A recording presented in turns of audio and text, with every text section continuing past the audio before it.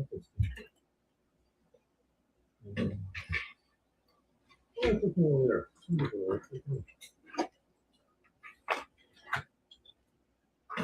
right, well, that fixed it. Let's see, I think it goes sell.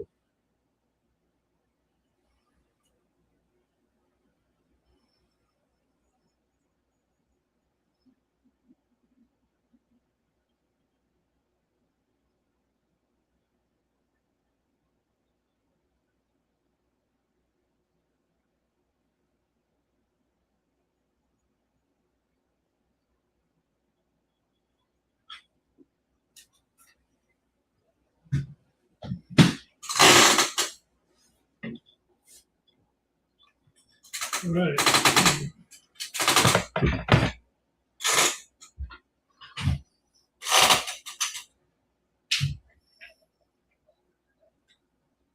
Is the charging going on? I don't know how charging on. I'll put charging. There it is.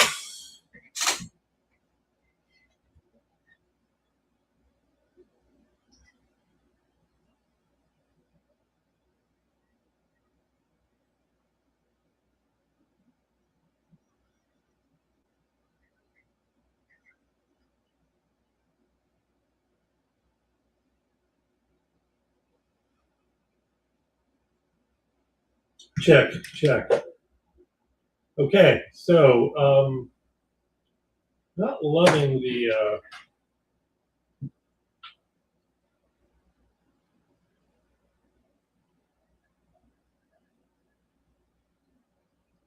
what are the hand signals to control the Insta360 little webcam that apparently pans and tilts and does other cool stuff?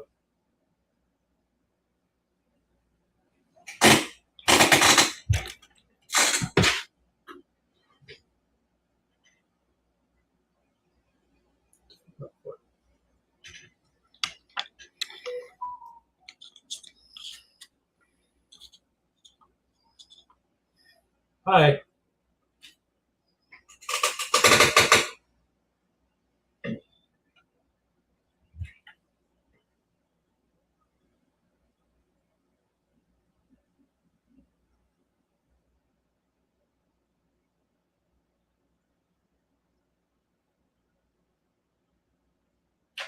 Don't know though.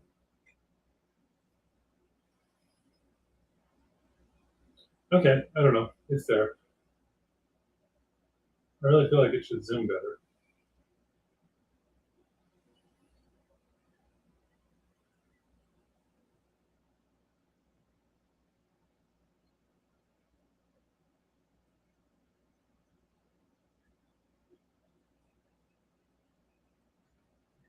No, the camera doesn't seem to be listening to me all that well.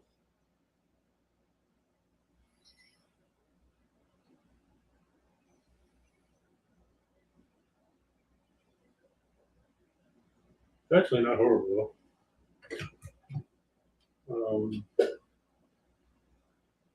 Where's my laptop? So no one's coming, I guess.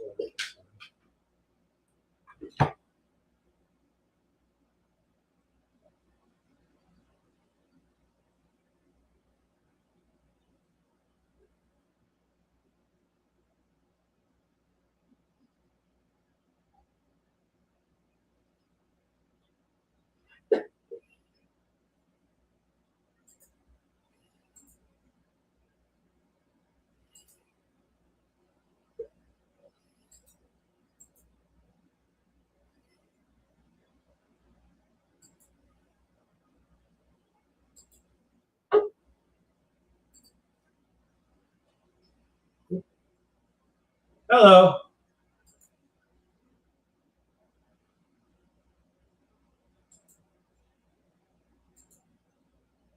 This is Steve. Can you hear me?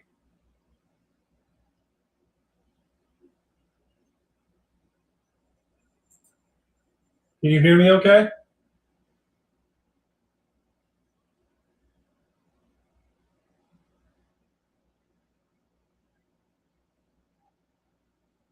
Can you hear me okay?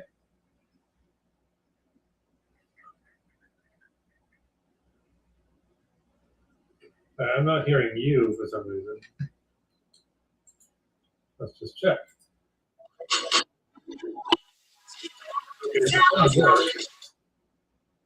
All right, anyway, that's fine. We're here.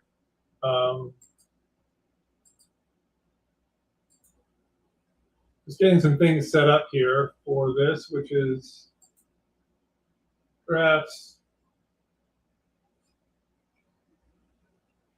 oh, wrong Gmail. Okay.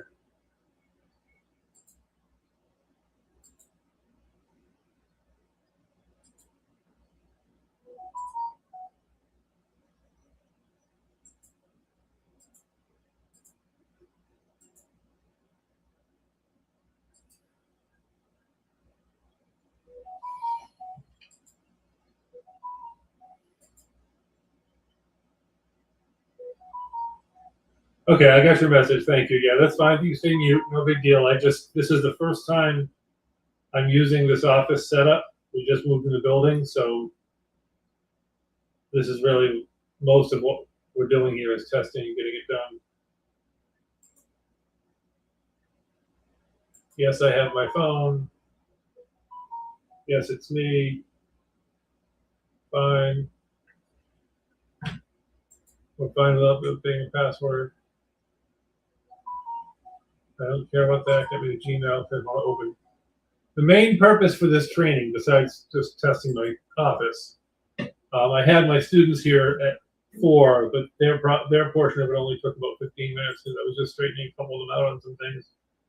So what I do with these trainings, and I'm looking, I gotta adjust where my camera is versus where my monitor is, because obviously I've got a distance issue. So the purpose of today's training, what the students are actually filtering back in now, is to go over some of our tools. But since you're new and I'm waiting for them to come back, let me kind of cover who we are and what we are.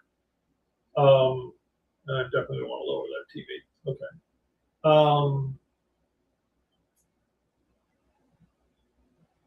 And so I'm a broker, I'm an investor, I'm a educator in real estate, former TV producer.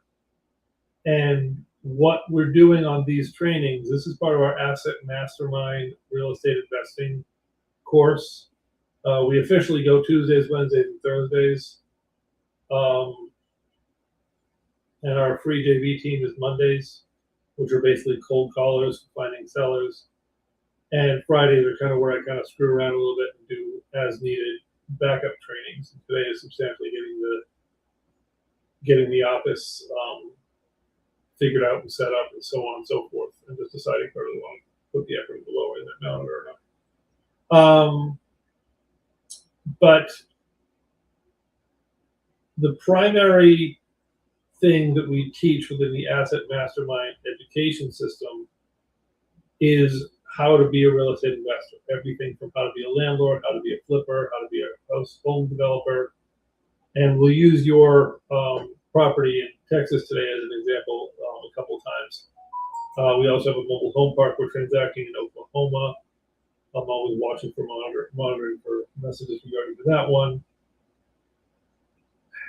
And obviously we do a lot of mundane multifamily, residential, single family, whatever. I've been doing this. My first building was in 1997. I don't just sell them, I own them as well. What you see up on the screen now, and I want to make sure this is actually what we're, yeah, it's okay. I'm in the process of setting up the office so that we can, what's overhead me is going to be where I'm going to have what's going out, so I can verify that, and then my screens down here are going to be the actual active screens that I live with. So right now I'm only working with the upper one because I couldn't find my splitter. But these are some of the artificial intelligence tools that we built. We have a voice role play core, which is actually, if you're looking to be as communicate with, and we have voice role plays for this one. We have voice role plays for actors. Upload your script. We have voice role plays for a lot of different capabilities and so forth. This one is real estate based, and you will pick whatever type of conversation you want to have. You'll tap to begin, and it will speak to you, and then we can speak back to it. and then it will speak to you again. Now, what I don't have active on the StreamYard right now when I'm sharing the screen is I don't have screen audio I don't have system audio turned on. So you would be hearing it if I had system audio turned on. I don't turn system audio on typically for these, specifically because then it creates feedback. But if you were doing this on your own laptop, it would talk back to you. Fast Calc is literally that, a calculator. Flip, rental, storage, multi-family, or mobile home park, commercial. Flip, rental, storage, mobile home park, commercial. The only really required is that source, and then you give it what you know about a property. So if we're doing a rental, for example, you can give an address if you want. Let's just say we give it 30,000 annual income, 9,000 expenses, and let's say there's no rehab cost. Oopsie, that was a stupid word. You're calculating, and it's now figured out. It says now only what we're going to add in a 60,000 rehab cost. I'm going to recalculate it just to show how that works. And this is just a dumb calculator. It says, okay, based on certain math, if you were just going to a bank, 1.25 DSCR, blah, blah, all the assumptions that are up here,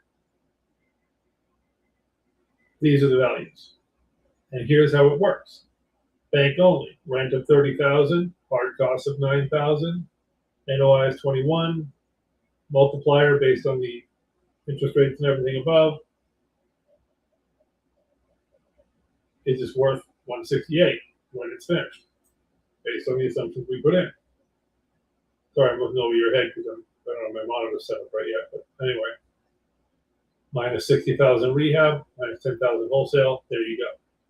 So we have a bunch of tools here. Rehab calculator helps you figure out rehab costs. Same kind of idea, pretty dumb calculator where you enter answers to, you answer questions and it makes estimates as to rehabs. Lots of other calculators that our students have access to that we are eventually going to be selling. These prices are all wrong, but we're eventually going to be selling.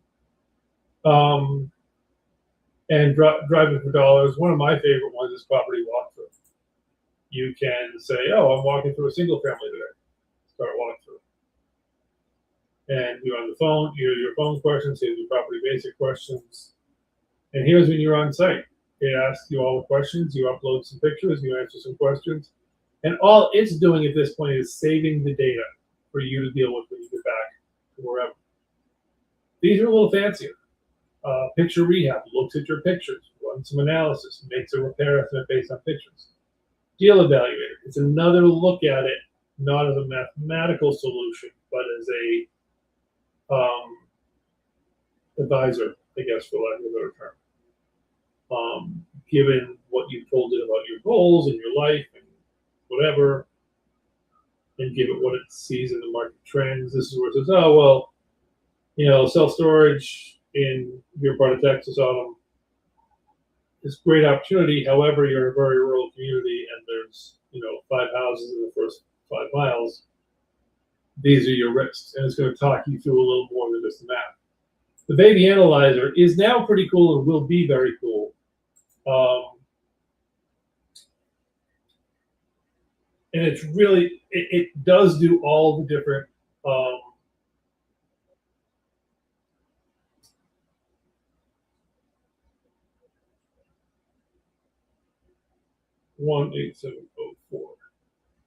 it does do all of the different property types, but it does its best research on residential and small multifamily. You can enter in rehab calc information. It's the same rehab calculator, just cloned in here. Not cloned, we call it. It's that calculator showing up in a box in here. And so you enter all the questions, and then you hit analyze deal. And this actually pulls comps. It pulls flood zone. It pulls other things like that. We teach our students and our team members, and we make our agents, listen, don't just trust the AIs. Do the stuff manually. Use the tools yourself. But I totally screwed the software on this one because, sorry, I tend to swear a lot. I try not to, but I didn't give it rehab budget. I didn't give it bedrooms, bathrooms. I gave it nothing. So it's flying blind. I should have given it all that stuff. But it says, okay, done is 233. It always defaults to a 3-1 if it doesn't know anything better. Its confidence is limited because the crime score, which is actually inaccurate, but it is what the crime. The software is accurate. The crime data for the market is inaccurate. Our market is not that dangerous, but anyway. So it pulls all the data, and then here's what I love about it. If I'd given it rehab corrections, it would pull national averages. And then here are comps in here. And you come a little further down, and it tells you where it got the data from. A couple things I haven't put keys in for because they cost too much. It's just not worth it during trial. But basically, we have these tools to be used. And what we're looking to do is we're looking to teach with the Asset Mastermind. We're here to teach you how to make money in your real estate investing. You can do it as a partner with us. You can be a wholesaler or an agent with us. You can do it for your own investment purposes. You can do it not as an agent with us or whatever. All of that is fine. You can do it for any which purpose you want. But we have, that's what we teach. That's what Asset Mastermind is. And I'll go to reianswerman.com, which is over this window. So this is the Asset Mastermind program here. And this is what the students who are on today have been involved with. And people, it's a rotating thing. We keep the price really low. And I'm not trying to sell you while I'm on this, but this is $300 a year. It's going to $700 January 1st, and it's going to $1,500 June 15th, and then it's probably going to stay at $1,500 a year. I'm keeping it low on purpose. I don't want to burn people. And that gives you 3 live trainings a week, Tuesday, Wednesday, Thursday, 24/7 access to the community, and access to some of the calculators. I do have upsells for more of the calculators, but some of them are more energy, financially intensive on us. Baby Analyzer, obviously, I spend money every time I use it. Or the some use. A little bit of background on me. Here's what you get with the program. Then we have upgrades where you get full document pack, advanced calculators, AI tools, and you also get business in a box with CRM and everything. So we also have, I'm also the broker, just so, again, you don't know who I am, so I'm going to go. I'm having a couple typing today, sorry. I'm also the broker of Gorilla Real Estate, and I've got a bunch of other companies and properties. The topic for today, or the purpose for today, was to discuss our new software, Dotloop, which is not our software, because I don't own Dotloop. But Dotloop is where we do all of our deal tracking. So if you're an agent with us, you're going to be putting everything into Dotloop. So I won't go too much into it to bore you on it. I've already done training with these guys on it yesterday. But this is where all of our deals are tracked. This is where all of our documentation, all of our signing is done. Everything with us is digital. Everything else with us is AI. I'm analyzing 4 deals right now. Okay, so we have a mobile home park in Oklahoma, which I believe is under contract. Okay. The LOI has been signed. There was a little bit of static with the seller needing to get the buyer something before they would submit an actual offer. That's been submitted. I got to find out from Raphael where the actual offer is, because I did not notice it from in yet. And let me just check real quick. This is private, so I might as well just search real quick if Raphael sent anything over, or if I missed it. Because with the water thing today, I just hope if you have to look. Nope, I've not seen it yet. Okay, fine. So with the mobile home park, that analysis, if you look at the fast calc, we could run that here. If we just switch over the MHP mode. This was a fun one because the seller came in with a very clear, creative financing solution. They wanted 1.25 plus our fee on top. They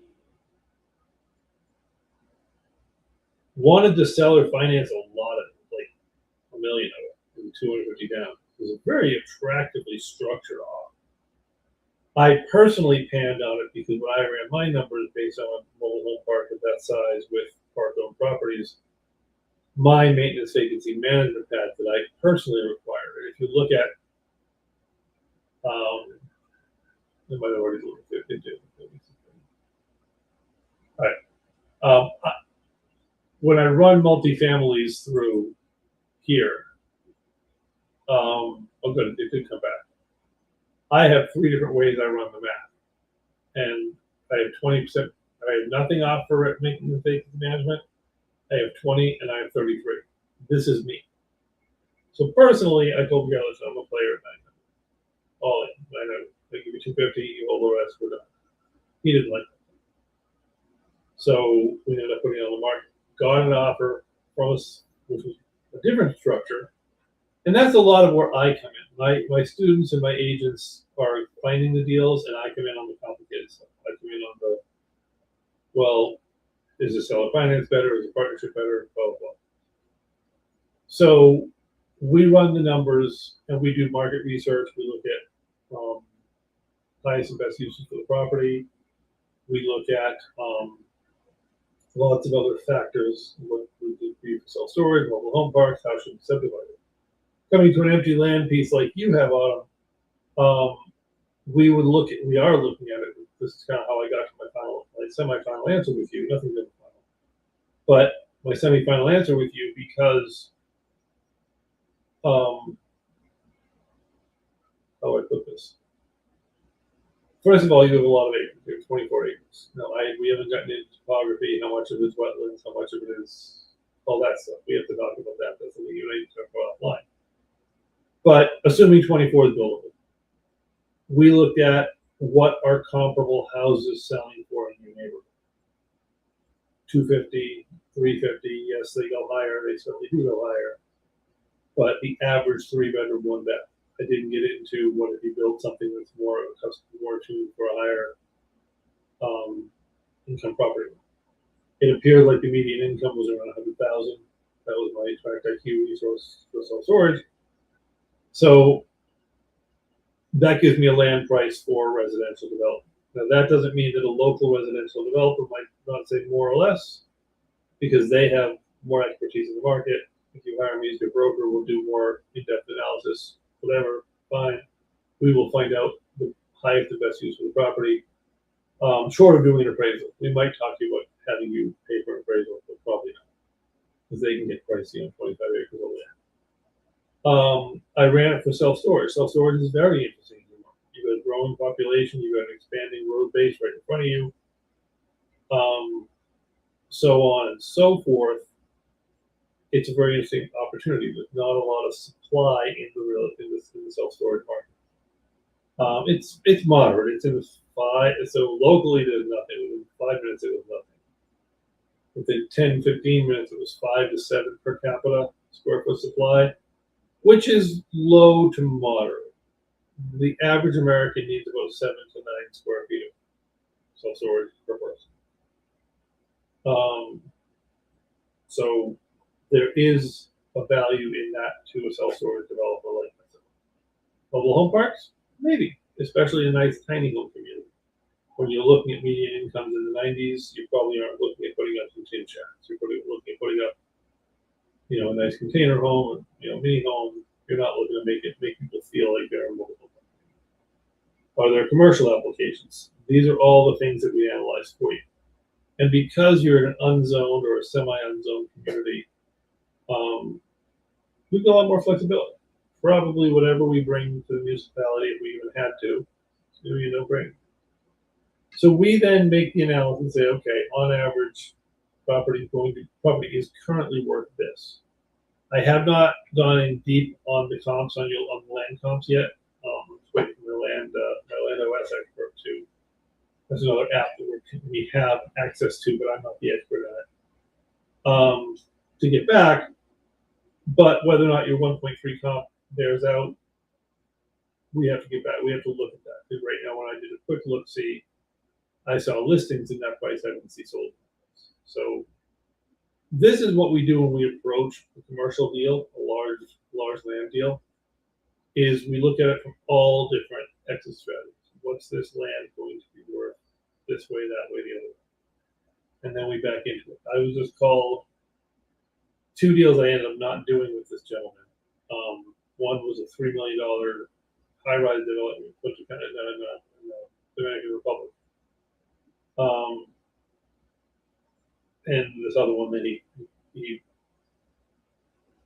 I explained to him that I didn't like the way he was structuring the numbers, and I didn't think anyone would go for it. But if he gave me 90 days, I could certainly get it out there.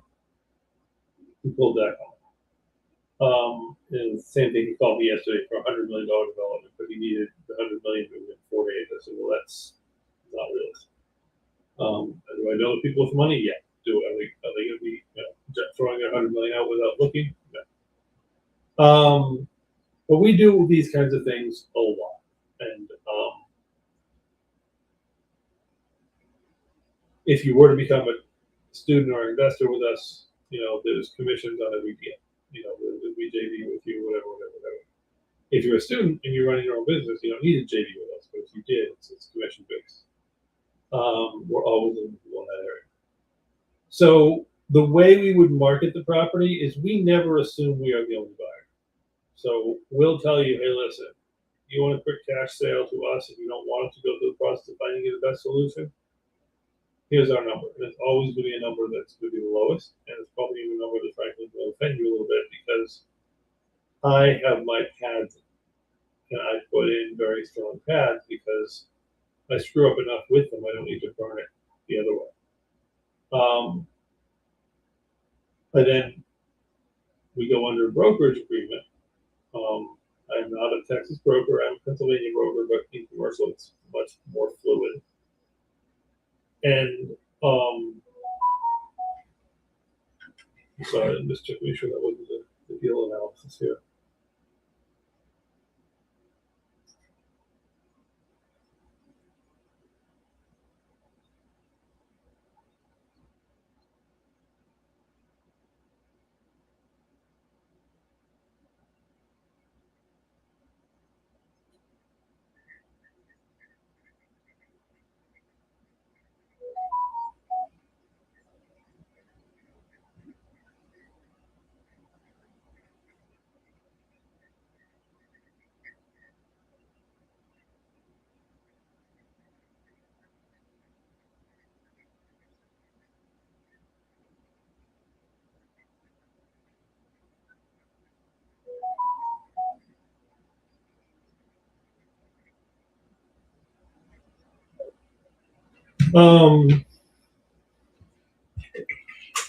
Sorry, that was actually something related to the water issue.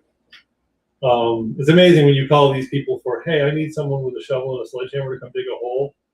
They're like, well, we bought our excavator, and I think you really need a well drilling company. No. I have a copper pipe that used to be a bathroom sticking out of the ground that's leaking water. I don't need a well drilling company. I need a guy with a sledgehammer and a shovel. But anyway. So, sorry to interrupt the class for that. So basically, what we'll do with your property is we would do it as a broker. And if we happen to be the buyer, that's a separate category.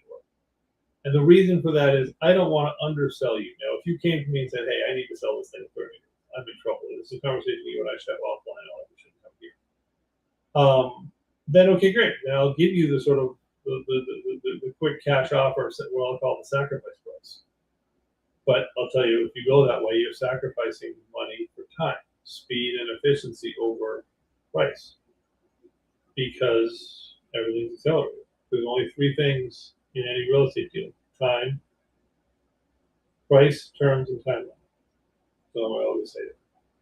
Location is kind of thick because that's what property is. It doesn't change.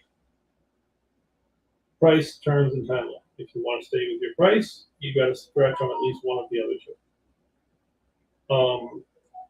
And with a large tract of land like that, there's a few other avenues that we would need to discuss as well. Like, what is your situation?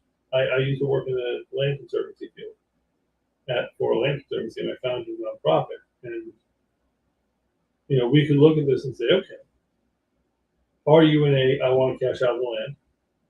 Or, hey, I want to cash out of the land, but I'm also worried about what my tax implication is going to be over here. So do we talk about an installment sale on the land to reduce your tax implication? Do we talk about conserving some of the land, do conservation easement first and selling off only pieces of it, which may actually increase the value? Like I was a very, very, very wealthy gentleman. A small asset for his family company is more than salt.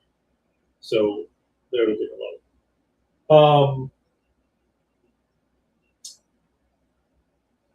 And he had 10,000 acres, I think it was, just south of me here in Pennsylvania. And he conserved 5,000 of it just outright. Literally gave it to the Nature Conservancy or gave a conservation easement. I forget exactly what the structure of the deal was. It was 20 years ago. And then he restructured the rest of the land and he put 10 house lots on the land of an acre each. He conserved the rest of it, driveways and whatever. So he got the conservation, he got the development value as a tax deduction on something like 9,500 acres. It was maybe even more than that. And then all he had left that was developable was about 10 acres. So his actual value on the land was really low. He wasn't ever going to sell it. He didn't need the money. But the point was he needed the tax deduction. Similar scenario in your space. If we were to do partner on a development, and we said, okay, we're gonna preserve this mountain bridge, and then you get the tax deduction for the value of the preserved land, and then we sell off the rest of it in whatever structure we do, and that's where the money comes in. And if you're doing a residential, you're saying to these people, hey, listen, your land abuts X hundred acres, or X dozen acres, or whatever of preserved land, or your you can even structure that in a way that passes that on to the consumer. Doing conservation development. Picture a cul-de-sac, where instead of the houses kind of being in the middle of their little pieces of land, the houses are placed a little bit forward, and the backyards are all owned by the people, but they're conserved land. So you basically are conserving a green space, what they call a wildlife passageway. So the point is, I walk through with my clients on I am not a tax attorney, I'm not an accountant, I'm not a lawyer, I'm not none of that. But I point you in directions to, hey, we follow this. So we're not only making sure we maximize the value to you financially, we're not only making sure we present the right deal to the investor, we're making sure that we also look at the other parts of it. We look at, what other scenarios, data centers, whole other conversation. And especially, I do data center deals, but they do have their environmental, they do have their energy and their water usage, and they do, unfortunately, the way they're done in the US, they do have a negative impact on communities. We have a lot of them going up here. But from the seller side, it's a great thing. And so we look at a lot of that, and especially when it's a large land sale, like 25 acres or 100 acres or whatever, we realize that, going back to my land trust days, these farms are the only asset these farmers have. They're land rich and cash poor. So it's very hard to say to them, hey, don't sell your land, conserve it. So we have all those kinds of conversations. We cover all those kinds of topics on a case by case, which we need to with you all. But at the end of the day, we end up and say, okay, let's put together a brokerage package and let me hit the various markets. And if I happen to be the buyer, terrific. You and I happen to partner on development, terrific, no problem. I am part of one of the country's largest modular home development companies. So we decided to put our minds together and do a rollout. We certainly could. Another very large land value bump is in doing the entitlement to a piece of land. A friend of mine bought or put under contract, it was a seller finance deal, some number of acres, I forget what it was, I think it was 100 acres with Jared Kushner. And I don't know, the deal was $5 million. And after they did the entitlement, meaning not one truck had rolled across the land, no excavation, no nothing, but they got all the approvals. It was a year of, zoning and land use and blah, blah, blah, blah, blah, blah, blah, blah, all that stuff, subdivisions and all that stuff. Suddenly they were getting offers for $7.5 million a land, having done nothing but spend $150,000 in the technology stuff, the paperwork, the subdivisions. And they're in a managed community, you're not. They're in a place with zone. So they, and they're just going to lay out houses. They're not going to sell it off. But anyway, so we look at all the different options, and then I bring it out to my marketplace, both my marketplace and meaning people I know, and the other places of people I don't know, because they're more likely. I mean, the people I know are likely to buy. The people I don't know, who knows? We have Apollo IO for data sources because we can find the people we need to. We also have all of the tools within Batch Leads and everything else for finding more residential developers. So that's a lot of how you handle these transactions. And when you guys are working with us on the Tuesday, Wednesday, Thursday classes, we're going into different topics. Tuesday is multifamily and small commercial. Wednesday is residential. Residential and small multifamily is Tuesday. Commercial and large multifamily, self-storage, mobile home park is Wednesday. Agency and brokerage stuff is Thursday. So we have this all kind of structured up. So anyway, so that's kind of it. That's kind of all I have now. Autumn, if you want to give me a call in about 10 minutes when I load back up in the car, we can do that, and we'll go from there. All right. Thank you very much. Bye.